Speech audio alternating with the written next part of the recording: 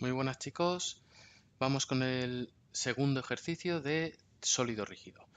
Nos dicen una esfera homogénea de masa m y radio r rueda sin deslizar por un plano inclinado con un ángulo beta, ¿vale? Y os dan los datos numéricos ahí como siempre. Apartado A, dibujar las fuerzas que actúan sobre la esfera y expresar las ecuaciones de la dinámica de rotación y de traslación, ¿vale? Bueno, pues en estos casos los pasos son muy claros. Lo primero que hacemos, cogemos y aquí, por ejemplo, nos dibujamos la esfera homogénea, ¿vale? Con su centro de gravedad colocado ahí y tenemos el plano inclinado, un determinado ángulo beta. ¿Vale? ¿Veis? Lo tenemos aquí. Bien. Siguiente paso, colocamos los ejes. Estos ejes, siempre que hay un plano inclinado, el eje X paralelo al plano inclinado. Analizamos, por lo que viene luego, analizamos la hipótesis de movimiento y es un movimiento de rodadura, ¿vale? Rodadura, acordaros, es cuando hay traslación y rotación, ¿vale? Simultáneamente. En el siguiente paso, pues podemos hacer el diagrama de fuerzas, ¿vale? Entonces, tenemos la normal perpendicular a la superficie por estar apoyada, tenemos el peso, ¿vale? mg, y entonces os dais cuenta que el peso no se corresponde con los ejes que vamos a utilizar como referencia, y entonces vamos a tener que utilizar este angulito para descomponer. ¿Por qué? Para descomponer el peso. ¿Por qué sé que es este angulito? Porque este lado es perpendicular a este lado es perpendicular a este, y entonces esos ángulos son iguales, ¿vale? Ese ángulo también es beta. Ahora sigo pintando y como veis este es el cateto contiguo del ángulo beta, ¿verdad? Pues esta fuerza sería mg coseno de beta. Esta fuerza, por el contrario, es el cateto opuesto de beta, o sea que sería mg por el seno de beta. Y ya solo me quedaría el rozamiento. La fuerza que genera este movimiento es el peso y como veis el peso en primera instancia lo que produce es una traslación porque no crea momento y está aplicado sobre su centro de gravedad, con lo cual el rozamiento se opone a este primer movimiento, ¿vale? Aunque luego, como veremos, favorece la rotación, ¿vale? Por otro lado. ¿De acuerdo? Lo que es el diagrama de fuerzas, con esto os valdría, ¿vale? Lo tendríais hecho. Ahora vamos con la segunda parte que es expresar las ecuaciones de dinámica de la rotación y de traslación, ¿vale? Entonces, en cuanto a la dinámica, a ver, un segundo, vale. En cuanto a la dinámica de traslación, esto es plantear sumatorio de fuerzas en el eje X y en el eje Y, ¿vale? Es solo eso. Entonces, voy aquí, hago una llave y primero haríamos sumatorio de fuerzas en el eje igual a 0, porque en el eje Y no hay movimiento, y con eso veis que tendríamos que la normal menos mg coseno de beta sería igual a 0, ¿vale? Eso sería la primera expresión.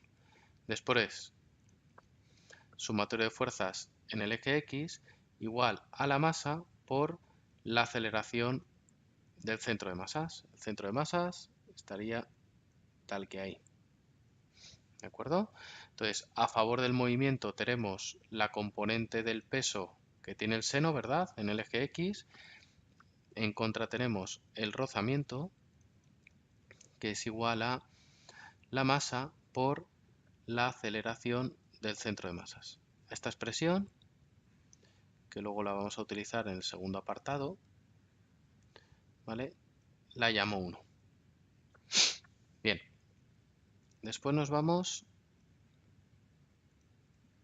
al análisis de la rotación. Pues en la rotación tenemos que plantear el sumatorio de momentos. El sumatorio de momentos aquí veis que no tengo un eje de giro fijo, ¿vale? Entonces podéis tomar momentos, se suele tomar o en el centro de masas o aquí en el punto de contacto de la esfera con el suelo. Yo voy a aplicar el sumatorio de momentos en el centro de masas, ¿vale? Así que lo tendremos tal que así. Y el sentido positivo que vamos a coger para el sumatorio de momentos va a ser el sentido antihorario del giro de la esfera, ¿no? Que va cogiendo. Como veis aquí, la normal pasa por el centro de masas, no crea momento, el peso más de lo mismo, y fijaros el rozamiento. El rozamiento envolvéis el centro de masas, ¿verdad? Y el sentido del momento es antihorario, ¿verdad? Favorece el movimiento. Esto a veces os lía mucho en los exámenes. Y la distancia perpendicular a la fuerza, veis que la distancia sería el radio de la esfera. O sea que el momento sería fuerza de rozamiento positivo, el momento por el radio. Esto sería igual a momento de inercia en el centro de masas de la esfera. Pues es dato y os dicen que da 2/5 de mr cuadrado y luego eso lo multiplicamos por alfa. ¿Vale? Aquí, pues lo que os he dicho en el ejercicio anterior, siempre que podáis, simplificáis los radios y el r por alfa, ¿vale? Voy a decir que es la aceleración del centro de masas, ¿vale? Con lo cual, esto de aquí me quedaría como fuerza de rozamiento igual a 2/5 de la masa por la aceleración en el centro de masas. Muy importante que os deis cuenta que, como es un problema de rodadura, la fuerza de rozamiento no alcanza su valor máximo y por lo tanto no es igual a mu por la normal.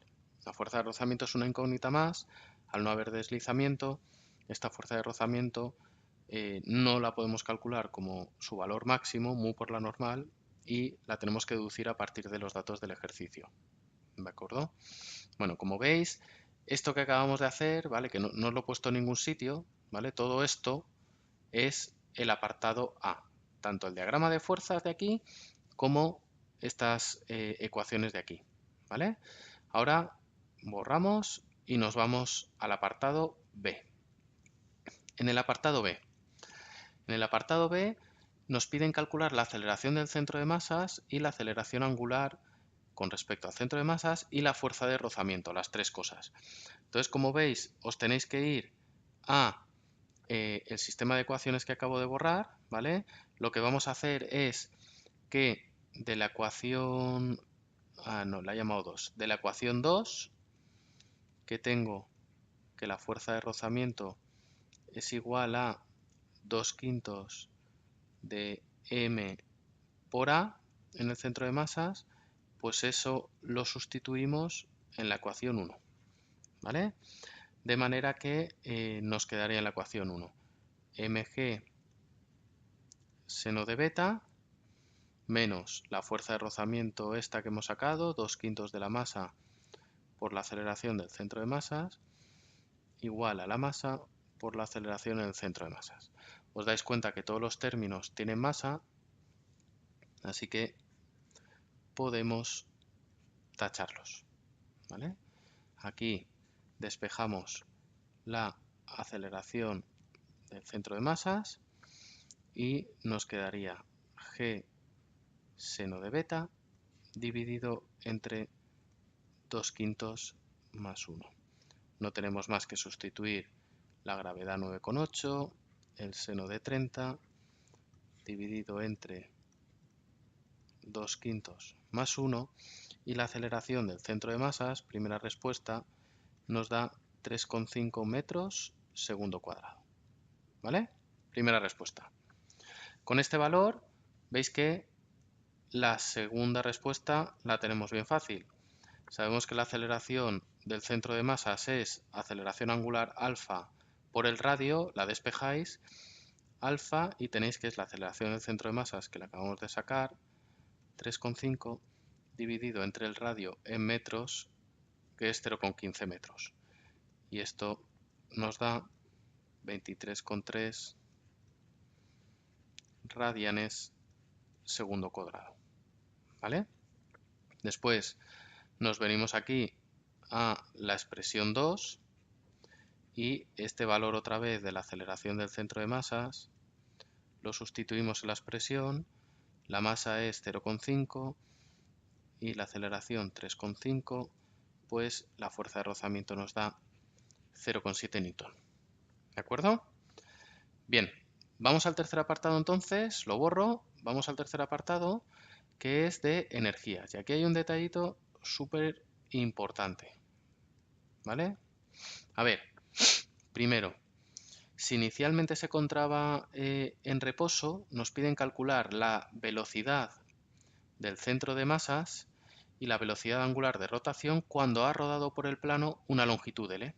¿Vale? Entonces veis que está comparando dos situaciones, la inicial de la bolita que le voy a llamar 1, la final de la bolita que le voy a llamar 2 y como va a ser un problema de conservación de la energía mecánica, veis que aquí voy a coger el origen del potencial gravitatorio, voy a decir que ahí vale 0 y luego vais a ver que me va a ayudar ver que ese ángulo por doble paralelismo también es beta y me va a permitir calcular esta altura, ¿vale? Entonces, como siempre hemos hecho en la lista de reproducción de trabajo y energía, pues aquí esto consistiría en aplicar el teorema de conservación de la energía mecánica entre 1 y 2, ¿vale? Aquí el tema es que os dais cuenta que entre 1 y 2 la energía mecánica, a pesar de que haya rozamiento, sí que se conserva, puesto que no hay deslizamiento, no tenemos el rozamiento actuando siempre en la dirección del desplazamiento, generando un trabajo que sería fuerza de rozamiento por distancia. El rozamiento no es de deslizamiento, es de rodadura y en estos casos no se cuenta como fuerza no conservativa y por lo tanto podemos asegurar que la energía mecánica se conserva. ¿Vale? Quedaros con esta idea importante, ¿de acuerdo? Para distinguirlo sobre todo de los problemas de dinámica de la partícula o de energías en partículas. Entonces, una vez superado esto, quedado claro que no se tiene que sumar en 2 el trabajo de la fuerza del rozamiento, ¿vale? Puesto que no hay deslizamiento, podemos decir que en 1 la energía mecánica pues únicamente tiene forma de energía potencial gravitatoria porque la cinética vale 0. Y en 2, como hemos colocado el origen de potenciales a esa altura, pues solo hay energía cinética. Entonces de aquí tendríamos que la energía potencial gravitatoria en 1, pues fijaros, ¿esta altura cuánto valdría?